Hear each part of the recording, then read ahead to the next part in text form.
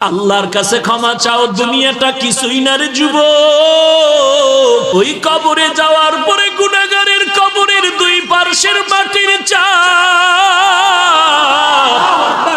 পাথরের হাড় চুরমার হয়ে যাবে। একটা নয়, দুটো নয়, 70 থেকে 99টা সাপের কামড়। কবরের ভিতরে জাহান্নামের আগুন। এরে বান্দা, এখনো কি আল্লাহর রাস্তায় ফিরে আসবি না? আল্লাহ দেখায় দেয় দুনিয়ার বিল্ডিং এর আগুনে কত যুবকের লাশ, আর চিৎকারের আওয়াজ, বাঁচাও বাঁচাও। একটু চিন্তা করে দেখ, যখন আগুন লাগছিল শরীরের মধ্যে তখন ওদের কেমন লাগছিল, অবস্থাটা কেমন হয়েছিল। ওরা যখন আগুনের মধ্যে সবাই জানালা দিয়ে হাত দিয়ে কয়, কে আছো, আমাদের বাঁচাও। আমাদের ডানে আগুন, বামে আগুন, চতুর্দিকে আগুন।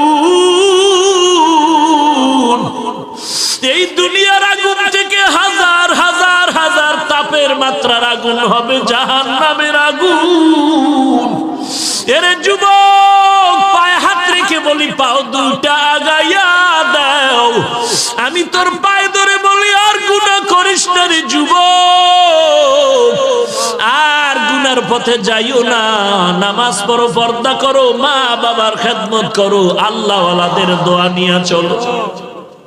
আল্লাহর কাছে ক্ষমা চাও, দুনিয়াটা কিছুই না রে যুবক। পায়ে হাত রেখে বলি, এই যে বন্যা হয়ে গেল কয়েকদিন আগে, কত মানুষ বন্যায় মরে গেল। ঢাকার শহরে গাড়ির উপরে গাছ পড়লো, গাছে আঘাতে গাড়ির মধ্যে মানুষ মরে গেল। এরে বান্দা, এখান থেকে ঘরে যাওয়ার কোনো গ্যারান্টি নাই।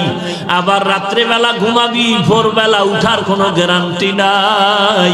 পায়ে হাত রেখে বলি, রে বাবা, তোর মতো যুবক স্কুলে পড়ে নামাজ ছাড়ে না, তুমি কেন পারবা না? তোমার মতো যুবক চাকরি করে নামাজ ছাড়ে না, তুমি কেন পারবা না? কিসের বাহাদুরি করো? কিছুই না।